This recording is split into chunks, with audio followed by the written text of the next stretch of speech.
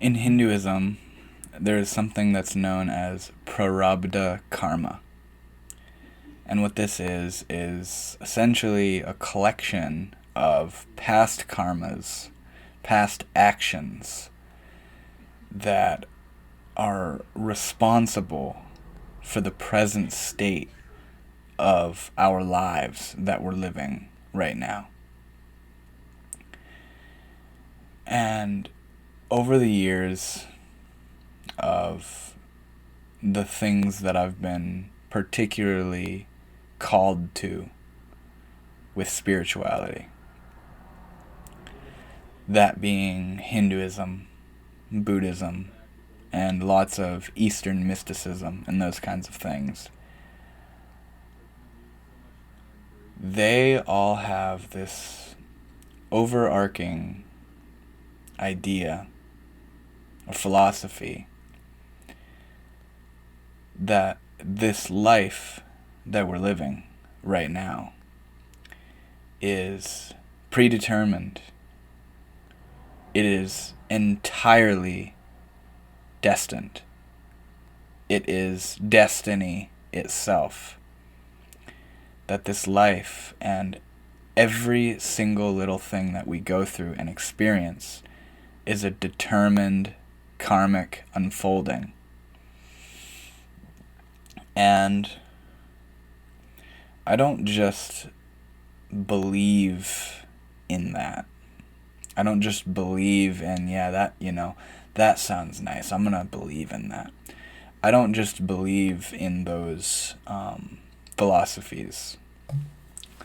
I have experienced within myself a space where this life is simply unfolding. It's just happening. And I am not interfering with it in any way. It's all unfolding. Me thinking I'm making choices. What I'm talking about is essentially the space of there not being any free will. There not being a chooser and a doer and a decider and a picker. And with that, there not being someone who changes their reality. It's all an unfolding.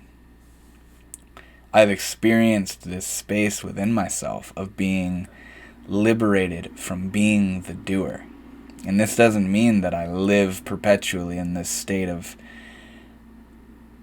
freedom of doing and freedom of choosing. I very much so every single day decide to do this and choose to do that and think I'm doing that. Every single day is swarmed with this feeling of thinking that I am the doer, I am the chooser, I am making choices, I am creating and molding my life and my path and all of that. But this space that I'm talking about, that I've experienced within myself, sees that aspect, that is an aspect of reality, of the reality of us as humans, is that they feel as though they are the doers. They feel as though that they are choosing and making choices and creating their own path, creating their own reality.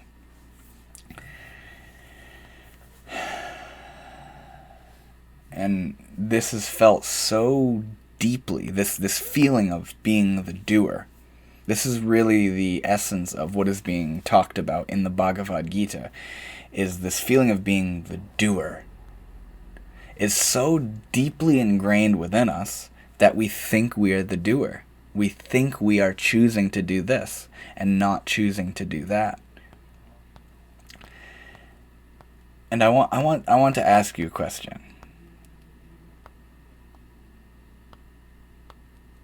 Has anything ever happened in your life that you felt was destined, or that you may have described as meant to happen, meant to be? This was meant to be. This was meant to happen. Many of us have had moments like that in our life. if we've experienced a moment, even just one single moment, where we felt innately that it was meant to be, that means that every other thing preceding up to that moment, everything before that moment and everything to come, was also indeed meant to be. If there is one thing that was meant to be, that means that all our choosing and all the mistakes and accidents and decisions and circumstances and all of it as well was meant to be. There can't be one thing that was meant to be unless it is all through and through meant to be. You see what I'm saying here?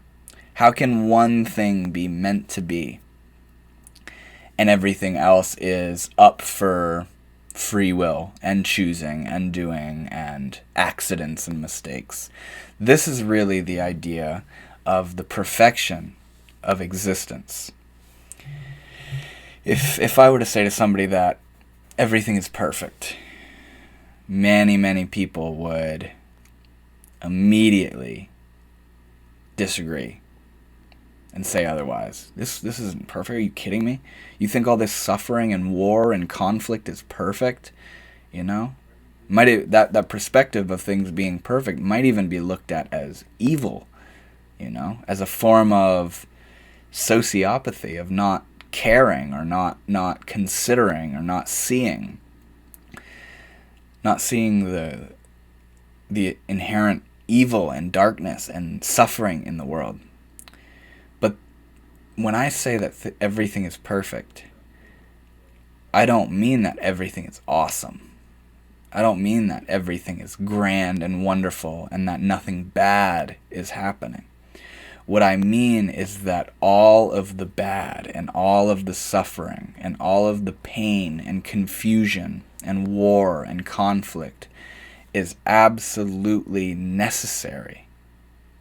The reason it's happening is because it's necessary. And the perfection is that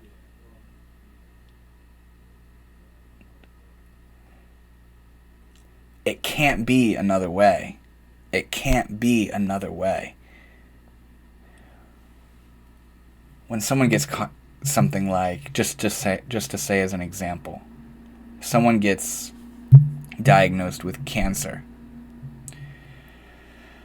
If that cancer begins to develop and override the body and causes this being to die, that cancer developed perfectly. It did what cancer does exquisitely. And if this cancer was treated and killed through whatever means of killing this cancer they did, that cancer was killed perfectly. And the chemotherapy and all the radiation and all that stuff that we use to kill cancer did its job perfectly. If someone in your life dies or leaves you, the reaction that you feel to that is perfect in the expression of itself. In what it is perfect.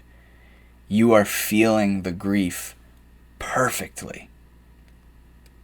And it is absolutely necessary. It is absolutely fundamental that every single thing you feel and experience, and everything this entire universe is experiencing, everything that is happening, is fundamentally perfect. It's not wrong. It's not a mistake. This universe doesn't roll dice. This universe doesn't play card games. This universe doesn't mess up. The universe doesn't say, oops, you know? Humans say oops. Humans are a scaled down version of this universe, and we think we are these isolated, separate beings that make choices and have ideals and dreams and visions that we'd like to achieve, and we can do something and get a certain outcome in response to that and think, oh, I shouldn't have done that. But you thinking I shouldn't have done that is perfect. You doing that thing that you think was a mistake, that you perceive and everybody else perhaps perceives as a mistake, is perfect. That's why there is no mistakes. If a mistake isn't made, and it seems as though it's a mistake, sure, on one level it's a mistake and you can learn from it and not do it again and all that kind of stuff, but it's perfect that it happened. It's perfect that it took place.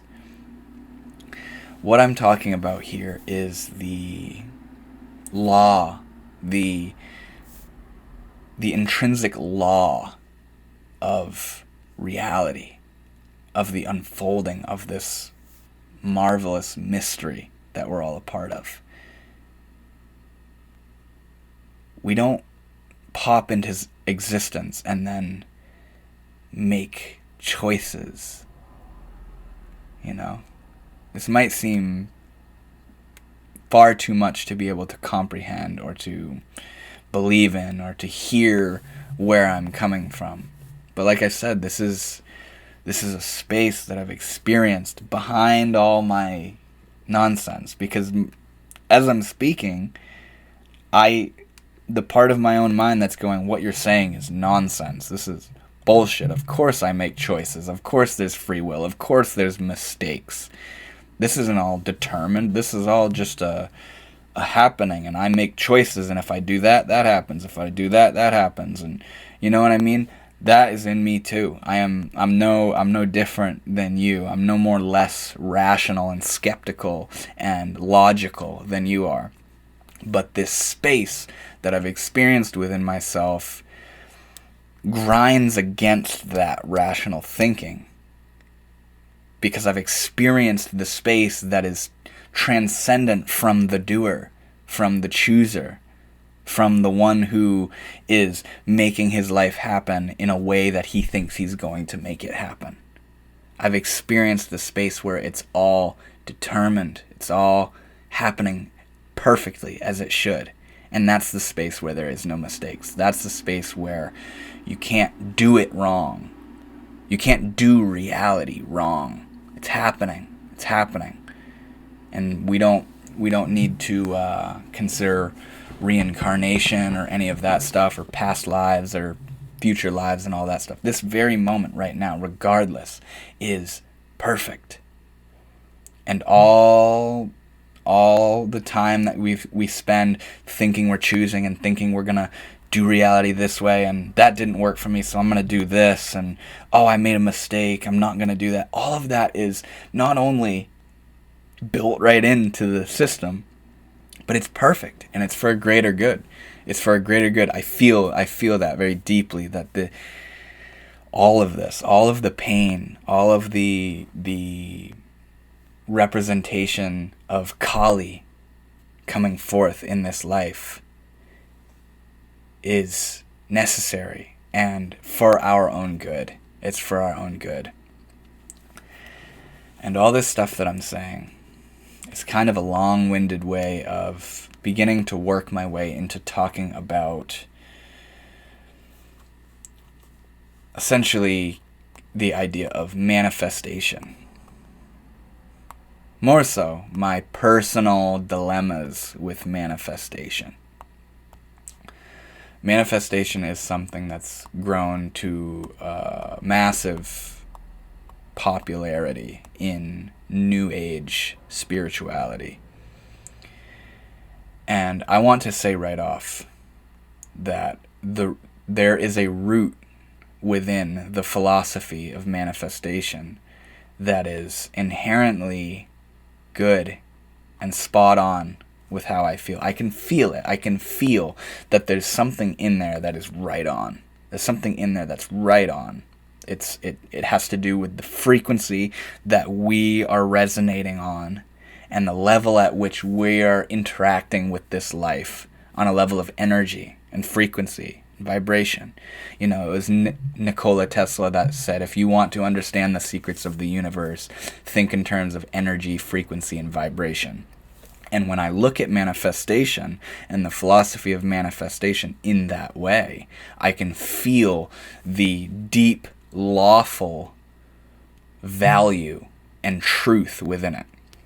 But in the same way that I was just talking about how all of reality is preordained and it's perfect and we're not choosing and we're not the doer, and there's still within me the doer and the chooser and the one who messes up and thinks he's manifesting his reality, in the same way that there is that paradox, that contrast of clashing paradoxical belief systems within myself, that is also how I feel towards manifestation as well, where when I'm settled down and quiet and tuned in to my spirit and my ground, manifestation is real. Manifestation is real. But there is such a misunderstanding within this philosophy of manifestation. Not only looking out and seeing other people, but with me as well. And that's really what I want to try to stay on the lines of in talking about this, is my own misunderstandings of manifestation.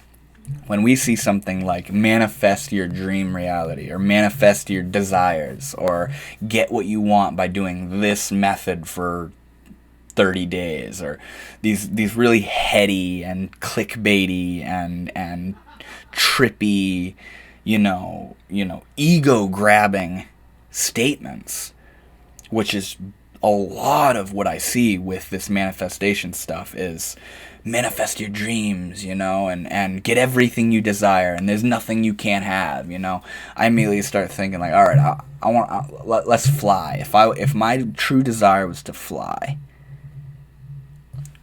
can I manifest that? If someone has died and my true desire is for them to come back to life, can I manifest that? I don't mean to impose doubt or criticism onto this philosophy of manifestation, but those two little examples that I just gave imply that there is a maturity in manifestation. There is a sense, there's a little bit of reason that must go in to manifestation if we're trying to manifest our desires. Manifest the fulfillment of our desires. Not manifest our desires. That's not what we want to do. We don't want to manifest desires. We want to manifest fulfillment of already had desires, and that's the trickiness of manifestation. You can kind of think of it like like the genie in a bottle that pops out and gives you 3 wishes, and you wish for you say, I want a nice I want a Corvette, give me a Corvette, and then he gives you a little Matchbox car of a Corvette. And talks about, you got to be specific, you got to be real specific with what you're asking for. And saying something as simple as, I want to manifest my desires, that's not very specific. What that's asking for is to bring forth the desires that you already have. So in the philosophy of manifestation, it's about manifesting the fulfillment of our desires. So all this stuff is, it's a bittersweet relationship that I have with this philosophy of manifestation. It's a love-hate relationship that I share with this whole manifestation thing, because I see so much. There's so many aspects of it that's it's a rip-off. It's a way for the ego to get involved and to wear this garment of spirituality, not because it seeks and yearns for true spiritual insight and liberation, but because it longs for more power and more fulfillment of its greed and more materialistic fulfillment. It wants to use this magical law of manifestation to get its material worldly desires fulfilled. And that's the part that doesn't sit well with me. Most likely because of all of the experience and research I've done with Eastern philosophy, where one of the main impediments to understanding deeper levels of this experience and coming more down to earth and being more just chill and centered and loving, one of the main impediments in that is our very desires. So getting caught up in this race of using spiritual energy and laws, apparent laws, to try and get my desires fulfilled, something in it is just fishy to me. Just right out of the gate, something in that is fishy. It's like, do I really want to do that? You know? Because I have all sorts of desires. I have all sorts of desires that would just be so wonderful at first glance to have fulfilled, you know? And another thing I've noticed with manifestation is it has so much to do with the very inner narrative and the way, the level that you're resonating on. And that's part. It's the idea of the bittersweet relationship. I understand where they're coming from when they talk about if you're speaking from a place of lack and a feeling of scarcity and a feeling of it's all bad and it's all dark and I'm not worthy of this and oh, I want that but I don't have it. That's not going to make for a good living space, energetically speaking, within you.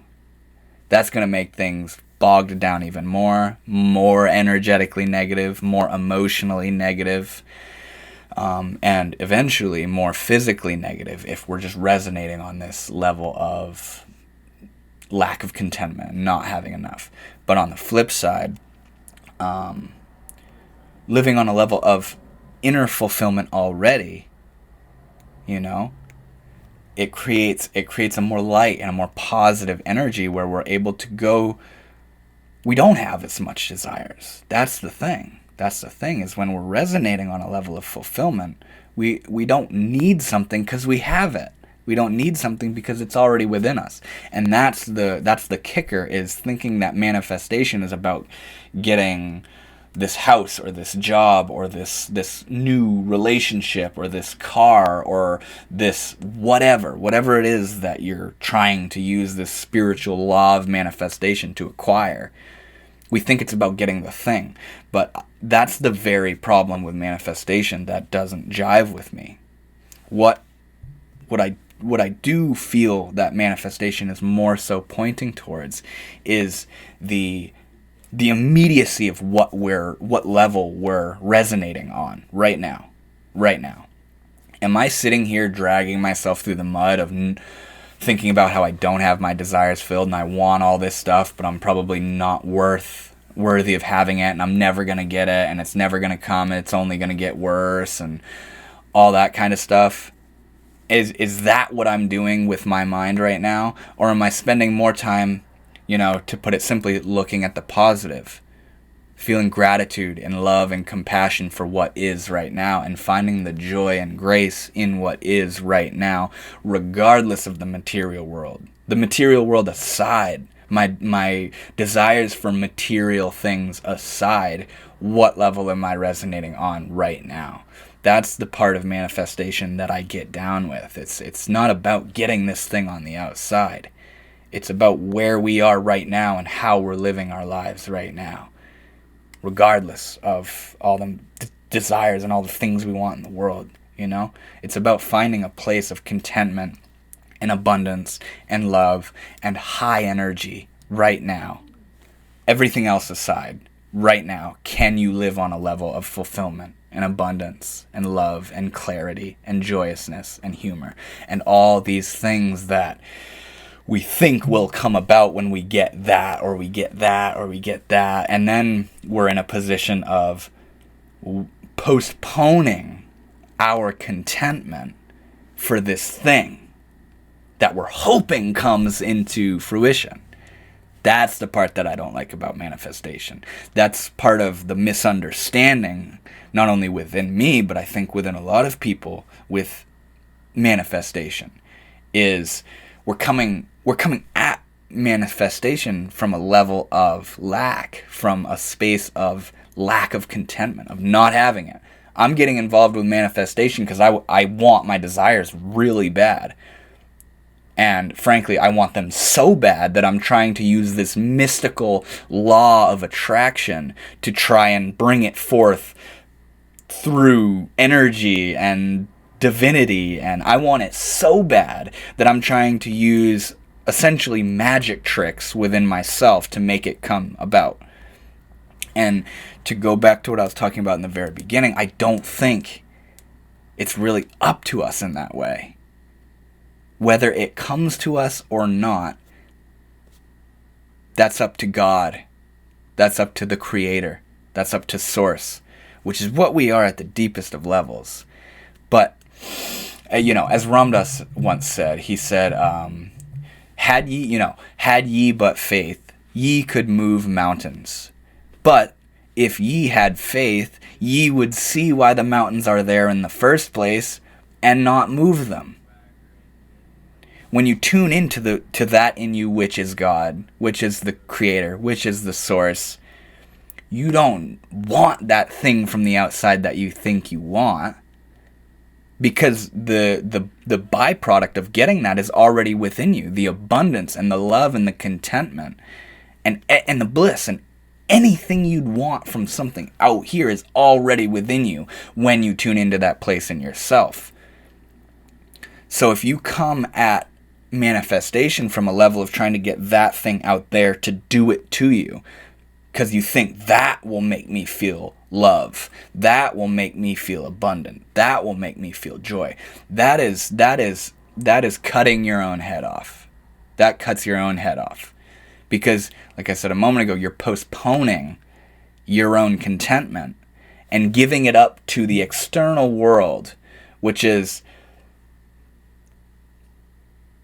it either comes or it doesn't. It either comes or it doesn't. And if we sit around waiting for that thing to come so that I can then be happy, we're working from a disadvantage. We're already at a disadvantage when we're coming at manifestation from that way. Just to share a personal experience. As this whole manifestation thing there's been times where I'm like right on with it. And it's like, oh yes, it's all here. It's all I have it. Oh, I love you. Yes, it's all here. I'm fulfilled. I don't need anything. I'm all good, baby. There's been times where I'm vibing with that level. And then there's been times where I get so flustered and constricted within myself because I see how I'm living in a place of not having and lack of fulfillment, and it's not here yet, and I want it, but I don't think it's going to come. And I start seeing, oh my God, that's what I'm thinking. And that's coming from the place of lack. So that's pushing the fulfillment of this thing out here that I want away so much further. And I start getting it's like a spiraling effect of oh my God, I'm never going to get it. And then I'm thinking that is making it worse. You know what I'm saying? It's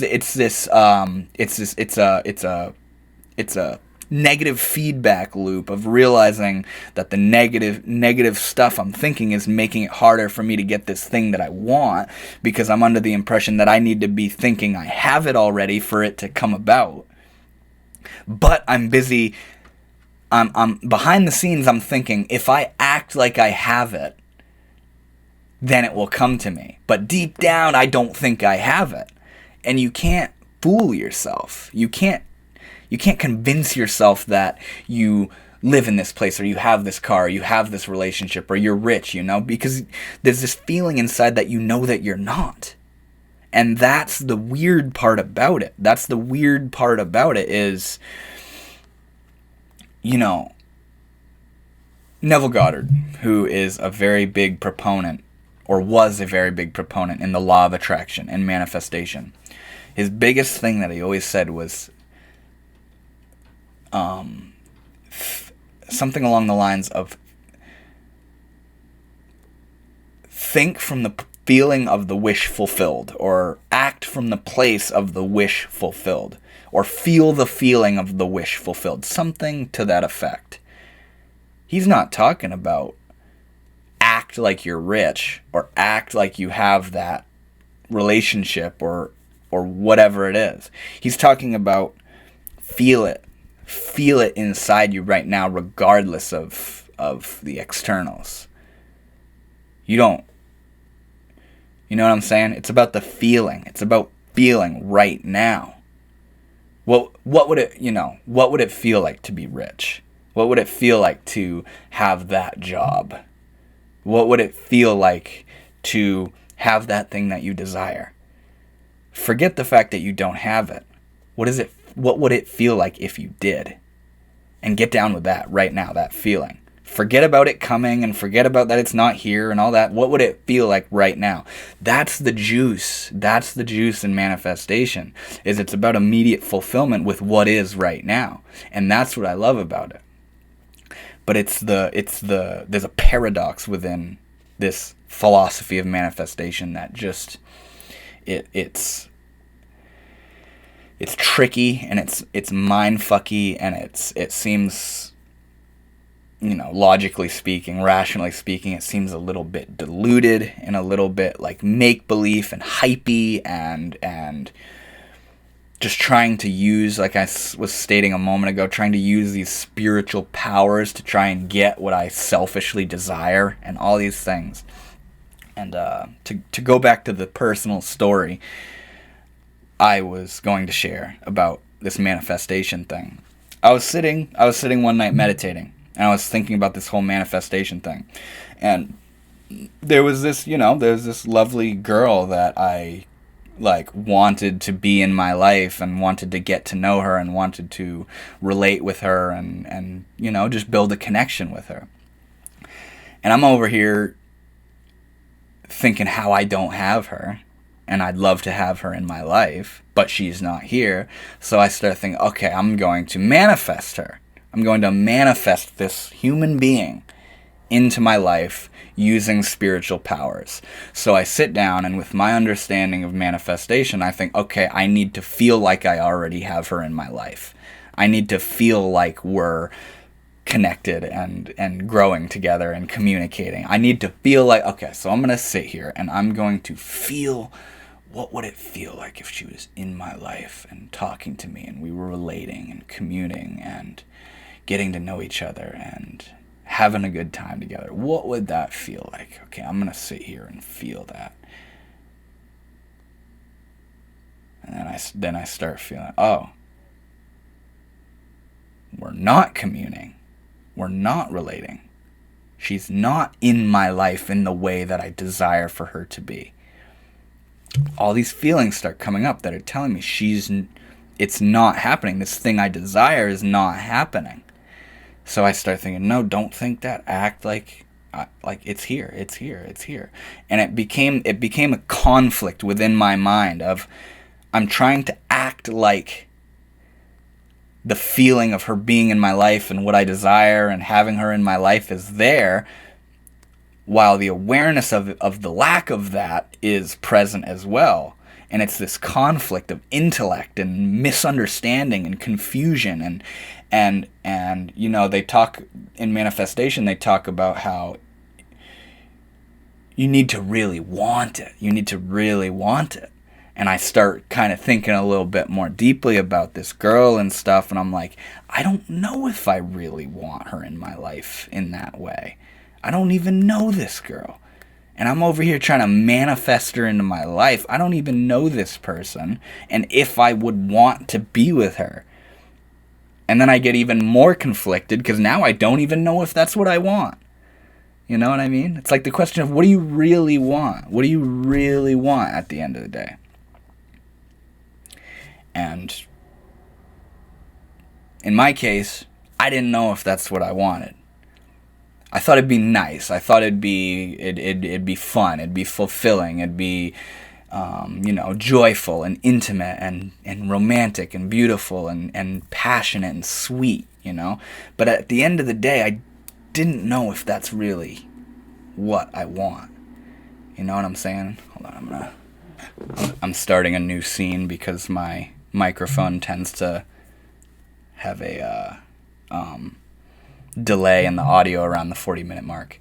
But what I was saying was I was sitting down and I thought it would be nice to have this girl in my life, so I thought I'd use the powers of manifestation to bring her into my life and, fuck her destiny and screw what she has going on. I'm going to use magical powers to bring her into my life because that's what I want, and reality needs to adhere to what I want it to do. So I'm going to sit here and manifest this human being into my life. And I started getting all conflicted of the feelings of trying to feel like I have it and trying to live from the wish fulfilled, as Neville Goddard says. And then the conflict of not feeling like I have her in my life. And I'm not living from the wish fulfilled. And I started thinking, don't have that thought. I need to act like I have it. And it just became this completely constricted mess. And also the thinking of, I don't even know if I want this girl in my life. And I'm sitting here trying to manifest her. I don't even know if that's what I want, bro.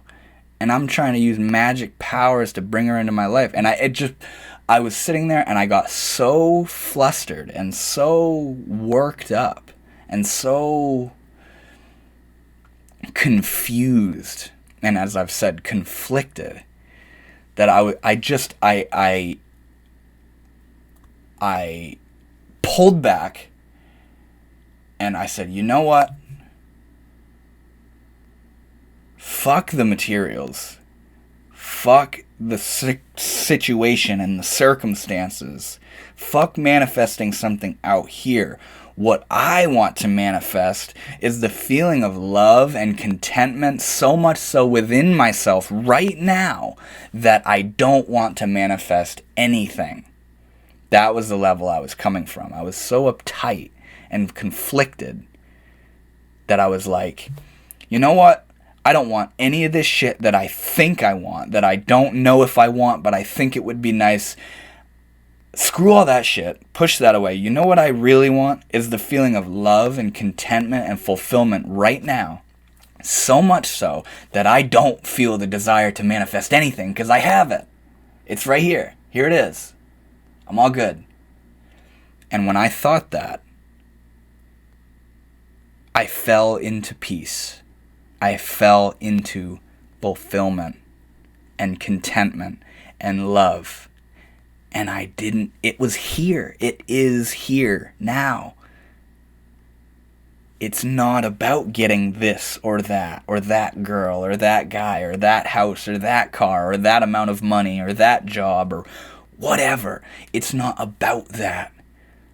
To me, at least, it's stressful to try to manipulate reality to bring me what I want, because I'm not in control of this. I'm not in control of this reality. I am in control of my perception of reality, of how I relate to this life, and that is what I touched in that meditative moment. And my frustration and confusion and tension and restriction washed away. And I was in peace and fulfillment. And I was in love. And I said, yes, exactly. It's already here. I don't need this or that to get it. I don't need to know what I want. What I want is here. I have it. It's right here. I'm in peace. I am in love. I am fulfilled. I am content. And that I could get down with. That resonated with me. That was a vibe. I didn't need something out here. It's in me. It is me. I am on that level. It's me. I am that. That's what I liked. And ever since then, the way I've been posing the statement is, what I want to manifest is such a feeling of fulfillment that I don't want to manifest something. That's what's up. That's what I'm looking for. What do I want to not want? What I want is to not want this or that, and so feel fulfilled.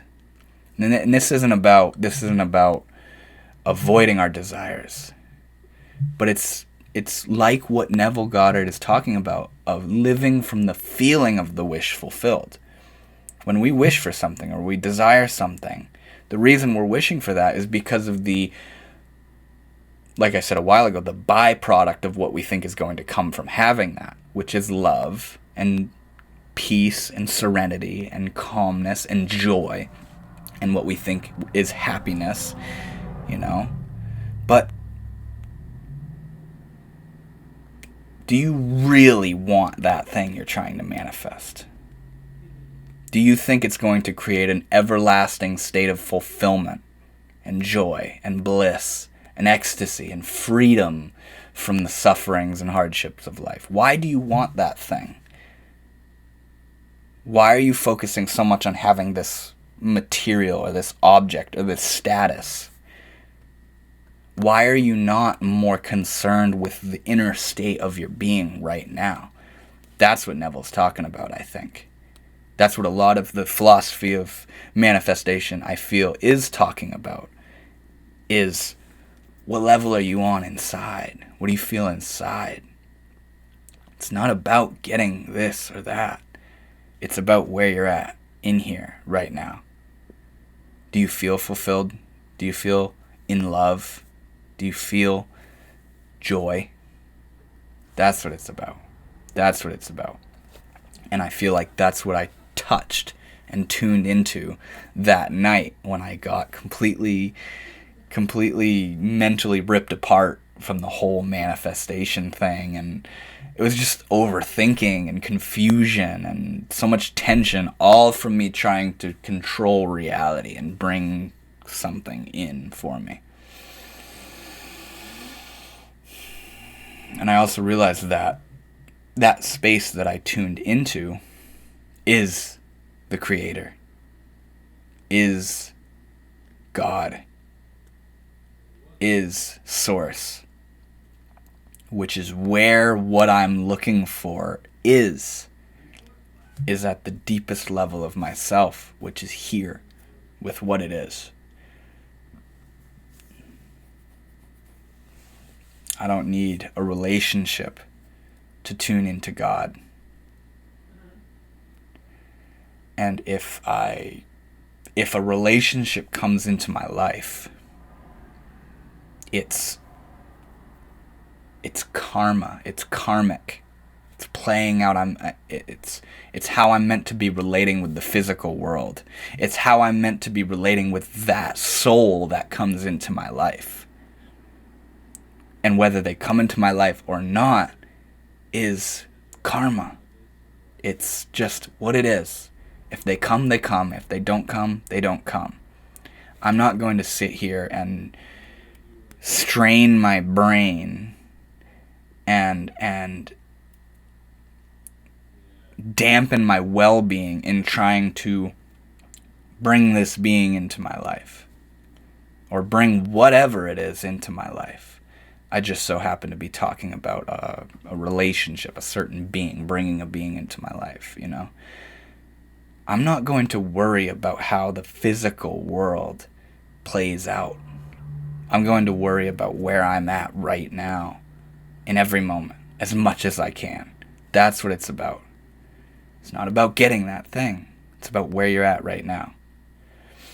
And the interesting part about that is it's the mystery of manifestation, and it's the mystery of,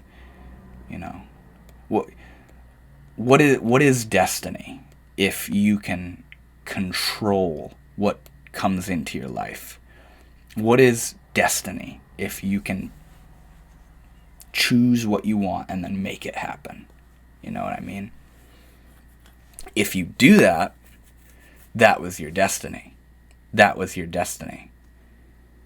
You know what I'm saying? It is your destiny to come to a place, to feel like you made that happen.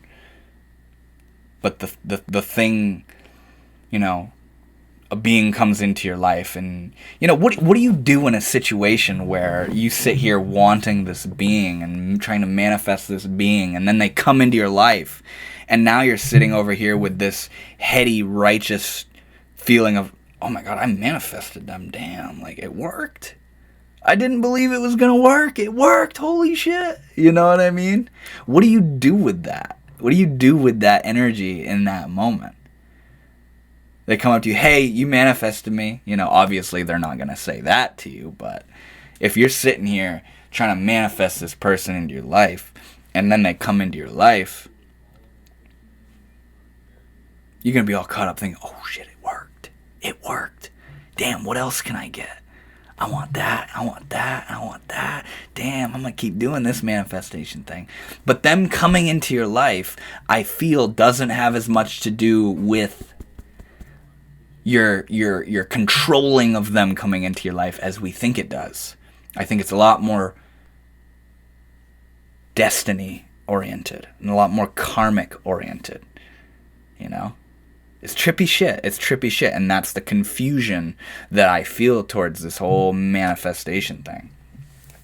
And I'm working on not bothering myself as much with trying to manifest an outer thing, and more so focusing my attention and my energy on how I'm operating in this moment. And it's so deep and trippy and confusing and hard because of the mind and all the thoughts and all the levels of seeing the thoughts and which way, the different ways of thinking. Everything about the mind is complicated, and what I'm trying to do is quiet my shit down and find the joy in now. Find the peace and the contentment and the fulfillment and the love in now. And I think a big part of the magic in manifestation is that when you... And it's also... Not only is it the magic in manifestation, but it's also the simplicity in karma. Where if you do good shit, not because you're trying to get good shit to happen to you, but from the purity of your heart. If you do good stuff from the purity of your heart, good stuff happens to you.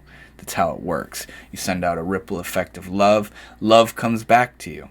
But there's a kicker in there where if you're sending out ripples of, you know, selfishness guised as love, where you're giving out love because you want it back, that's the karma of that situation, and that's not sending out pure vibratory love. That's sending out insecure love and greedy love and fake love, really.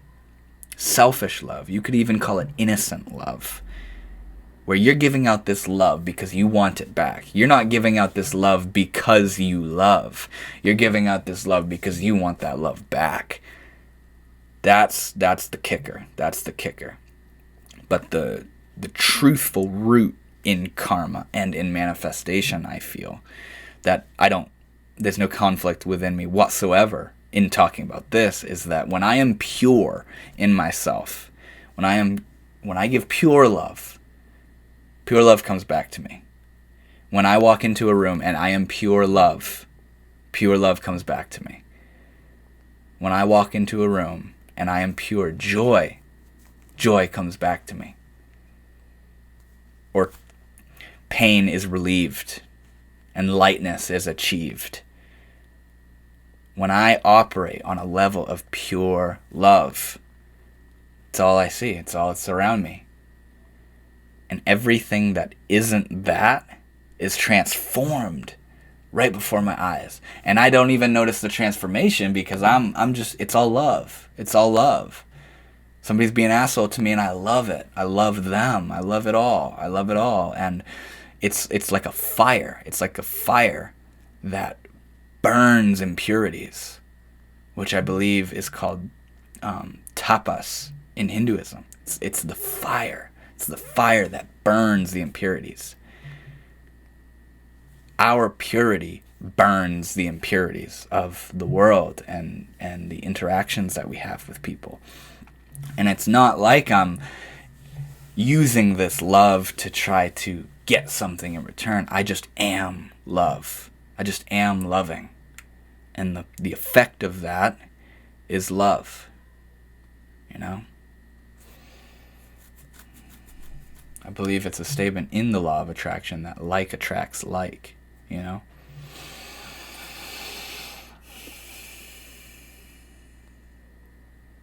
They talk about how opposites attract, you know, and I guess in a silly way you could think it's, you know, so that the love can transform the hatred into love, you know.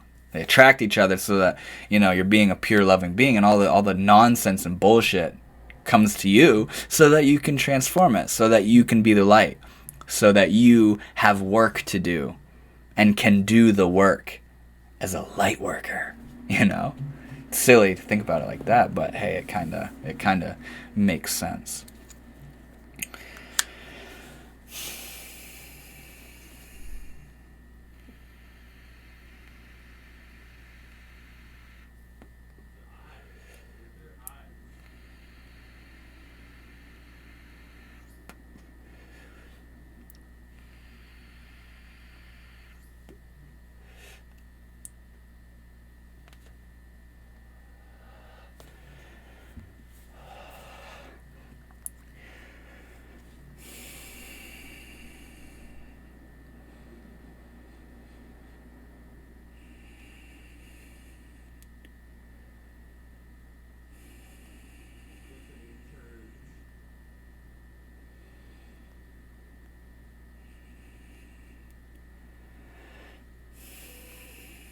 It's about where you're at right now. It's not about getting something on the outside. It's about where you're at right now.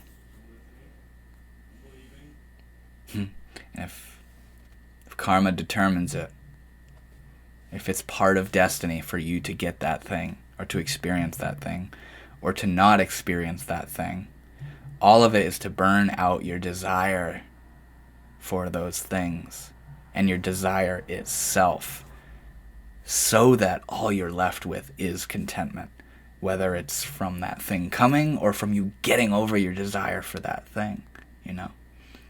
And I want to reiterate that this isn't to put detriment on our desires and to abolish all our desires and our dreams and stuff. No, chase your dreams. No, don't chase your dreams. Get your dreams. Go after them. Go after them. Do it. Try to make it happen. Do what it takes. Do the necessary things to make that come into fruition, you know? But be realistic with yourself. Be divinely realistic. Realize that it's okay if that doesn't happen, if that doesn't come into fruition. If that doesn't happen, it doesn't mean that manifestation isn't real and the spirit isn't real and, oh, fuck that manifestation, that's bullshit. It just meant that you weren't meant to get that thing. You're sitting here trying to manifest this thing into your life. Well, maybe it's better for you to not have it right now. Maybe it would be to your detriment for that thing to come into your life. You know? We don't know. There was a moment, I forget the specific being it was, but there was a being that came to a guru. And it's the guru that I don't know who it was. And he asked the guru, it was a miracle, Baba, performed miracles, wonderful being.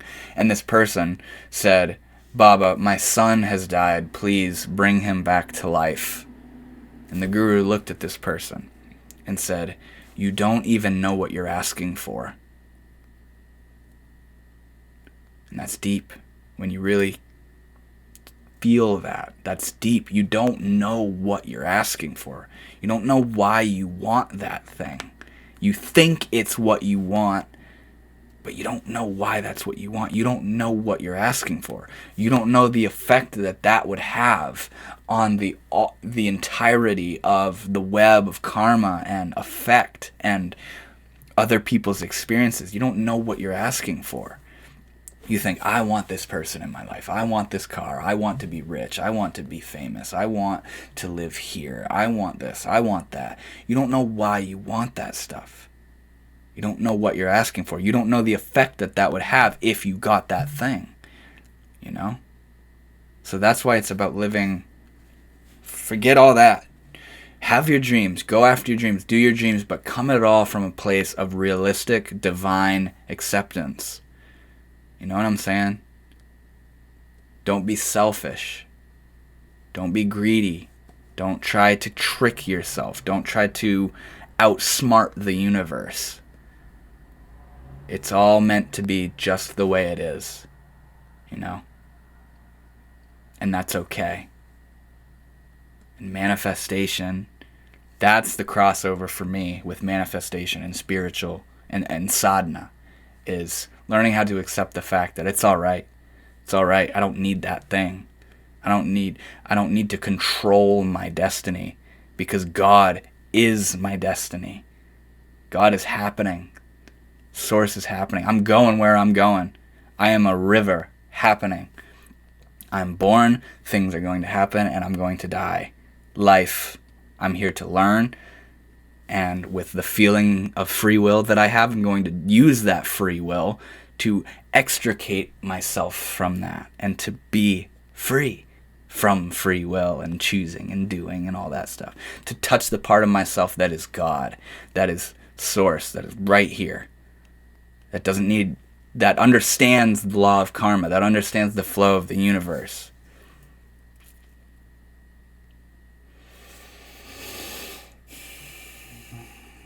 It's to chill out. It's to chill out. You know?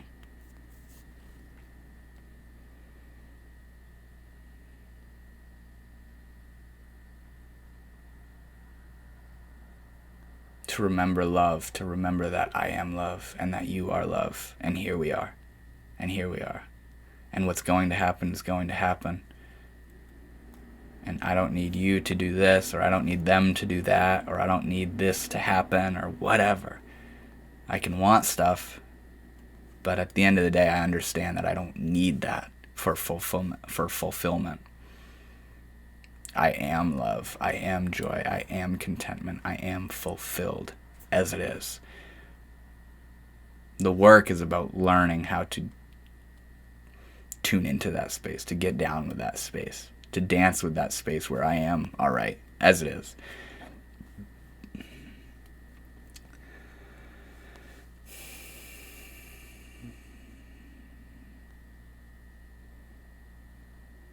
It's tricky. It's tricky.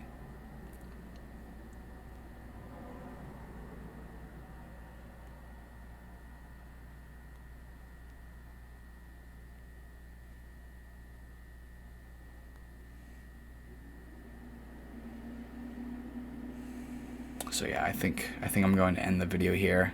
I hope you guys feel what I'm saying. Like I just said a moment ago, it's tricky. It's tricky.